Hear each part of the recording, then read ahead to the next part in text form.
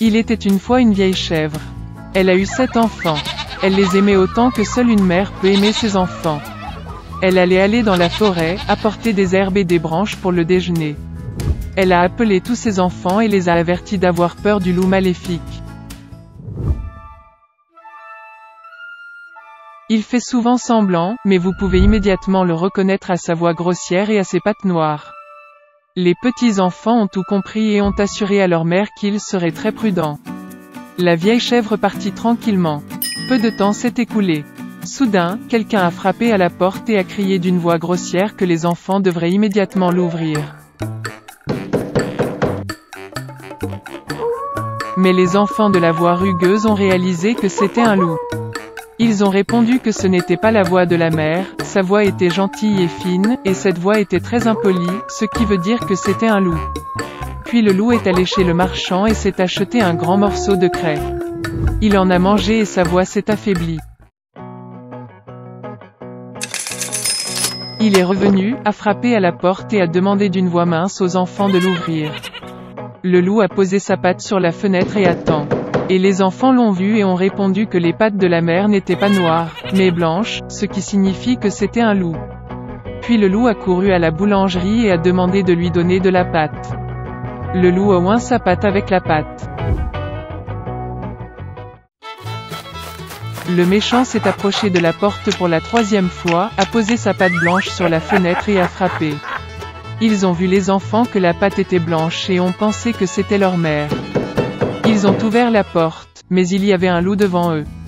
Ils ont eu peur et ont commencé à se disperser dans toutes les directions.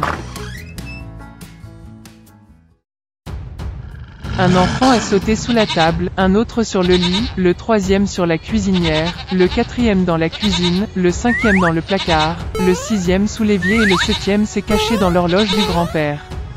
Mais le loup les trouva tous, ouvrit ses mâchoires et avala un à un. Une seule chose qu'il n'a pas trouvée, le plus jeune, qui s'est caché dans l'horloge. Après avoir mangé à sa faim, le loup est parti. Il s'allongea sur une prairie verte sous un arbre et s'endormit. Bientôt, une vieille chèvre rentra de la forêt. Oh, qu'est-ce qu'elle a vu là-bas? La porte était grande ouverte. La table, les chaises, les bancs ont été renversés, le lavabo a été cassé, les oreillers et les couvertures ont été jetés du lit. Elle a commencé à chercher ses enfants, mais elle n'a pu les trouver nulle part. Je les ai appelés par leur nom, mais personne n'a répondu. Elle s'approcha de l'horloge, et en réponse, il y eut une voix mince du plus jeune enfant. Elle l'a fait sortir de là et il a dit qu'un loup est venu et a mangé tout le monde. Comment la chèvre a pleuré pour ses pauvres enfants. Finalement, elle quitta la maison, et la plus jeune chèvre courut après elle. Elle est venue au pré, a vu, un loup gisait près de l'arbre et ronflait de sorte que les branches tremblaient. Elle le regarda de tous côtés et vit que dans son ventre gonflé quelque chose bougeait et pataugeait. Elle a deviné que c'étaient ses enfants et était très heureuse qu'ils soient toujours en vie. Elle a dit à l'enfant de courir à la maison dès que possible et d'apporter des ciseaux, une aiguille et du fil. Ensuite, la chèvre a coupé le ventre du loup avec des ciseaux, et de là, un enfant a sorti la tête. Et puis les autres ont sauté tous les 6, et rien de mal ne leur est arrivé. Quelle joie c'était! Ils ont commencé à embrasser leur mère, à sauter et à danser. Puis la vieille chèvre a dit que ce serait bien de donner une leçon au loup pendant qu'il dormait encore. Ils ont tiré des pierres et les ont fourrées dans le ventre du loup. Une vieille chèvre a recousu son ventre, mais il n'a rien remarqué, n'a même jamais bougé. Le loup a dormi, s'est levé et a eu une telle soif dans son ventre qu'il a décidé de boire l'eau du puits. Il s'approcha à peine du puits, se pencha vers l'eau, et de lourdes pierres le tirèrent au fond du puits. 7 enfants ont vu cela et ont commencé à danser de joie avec leur mère. C'est ainsi qu'ils ont enseigné une leçon au loup maléfique. Dans une grande ville, 2 enfants pauvres vivaient dans le quartier, Kai et Gerda, qui s'aimaient comme frères et sœurs. Les parents leur ont permis d'aller les uns aux autres sur le toit pour visiter et s'asseoir sur un banc sous les roses. Pendant la saison chaude, ils passaient tout leur temps ici à inventer différents jeux et en hiver, ils aimaient s'asseoir près du foyer chaud et écouter des histoires incroyables que leur grand-mère leur racontait souvent. Une fois, alors que les enfants regardaient un livre d'images, Kai a senti quelque chose le piquer dans les yeux et le cœur. C'étaient les fragments du miroir de la puissante dame, la Reine des Neiges. Depuis lors, le comportement du garçon a radicalement changé. Il est devenu en colère, grossier et cruel.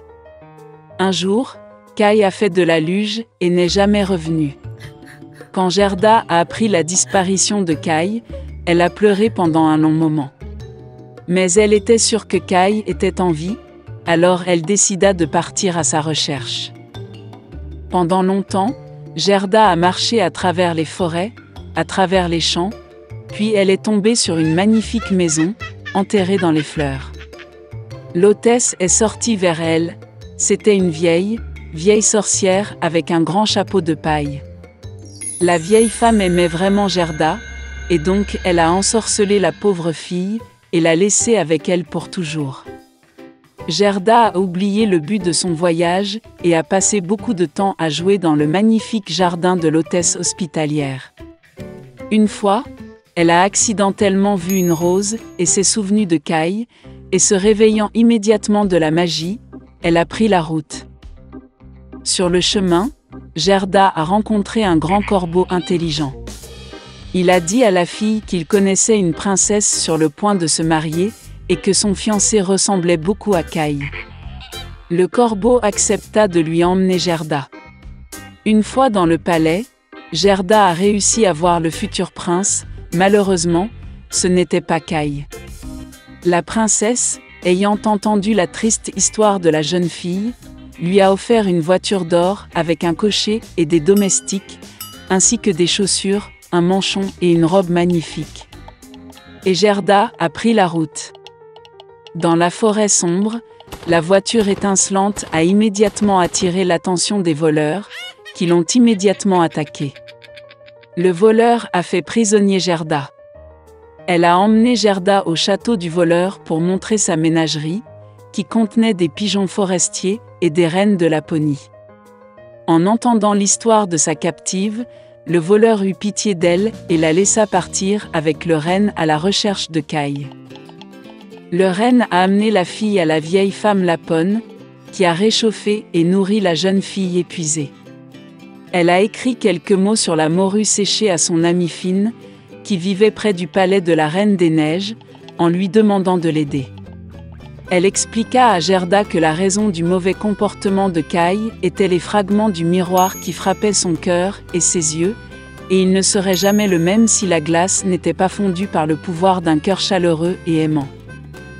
Gerda se rendit au palais de la Reine des Neiges. Toute seule, personne n'osa s'approcher de la maison de la puissante dame. Elle était très froide et effrayée. Se retrouvant dans le château, Gerda fut surprise de voir à quel point il était froid, désert et mort. Bientôt, elle remarqua Kai, qui devenait complètement bleu, presque noirci par le froid. Le garçon s'est assis dans un coin et a essayé de mettre le mot « éternité » hors des glaces, car dans ce cas, il aurait reçu le monde entier et une paire de nouveaux patins en cadeau de la Reine des Neiges. Gerda se précipita vers Kai, le serra fort dans ses bras et se mit à pleurer. Avec ses larmes chaudes, elle fit fondre l'éclat coincé dans le cœur du garçon. Après avoir ramassé, Kai a également commencé à pleurer, et le deuxième éclat a coulé de ses yeux avec des larmes. Comme ils étaient heureux de se voir. Mais il n'y avait pas de temps pour la joie. Ils ont dû sortir du palais de glace avant le retour de la Reine des Neiges. Lorsque Kai et Gerda sont finalement sortis du royaume de la Reine des Neiges, ils se sont dépêchés de rentrer chez eux. Sur le chemin du retour, ils ont rencontré tous les amis qui ont aidé Gerda dans sa recherche. À la maison, leur rose fleurie préférée les attendait, et tout ce qui se passait fut vite oublié par eux, comme un rêve lourd.